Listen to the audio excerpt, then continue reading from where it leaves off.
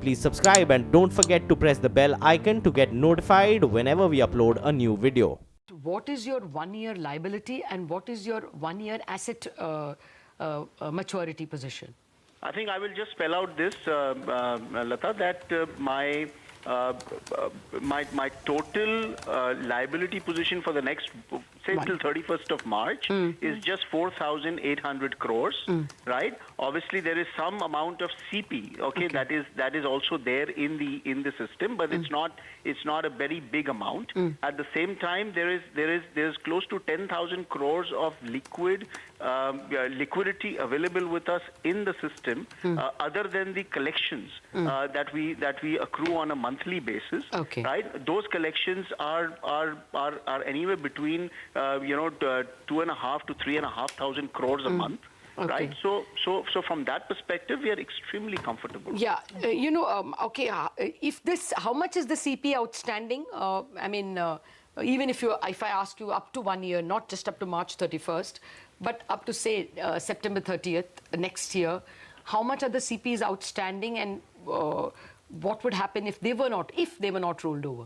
My total CP book, as it stands today, is about 7,500 crores out of my total asset and liability book of more than 100,000 crores. And how much of assets mature within a year?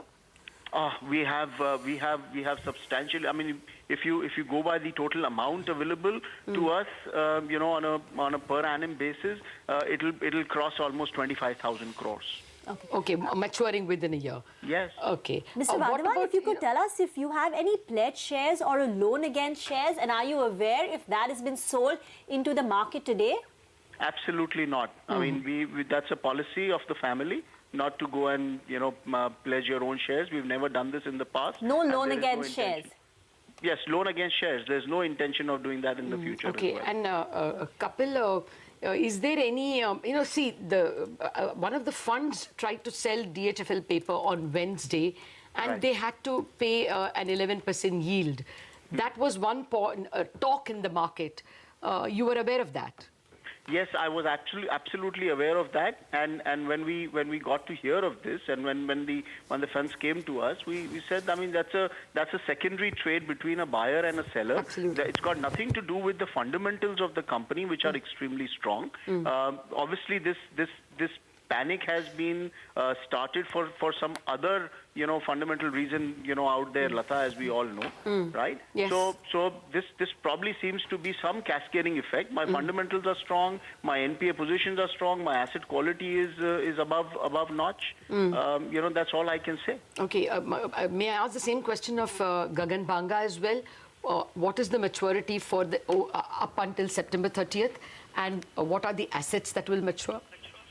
So over the next 12 months, we will have assets which will mature, which will be in the range of 25 to 30,000 crores, and we will have maturities of roughly between 15 and 20,000 crores, all put together, all instruments put together. Okay. So and on top of that, we have over 21,000 crores of cash. So what I have is access to liquidity of 46,000 crores and repayments due of 20,000 crores. So it's quite a ridiculous situation. So, Gagan, how would you analyze? There is an irrational fear in the market because of the IL&FS issue.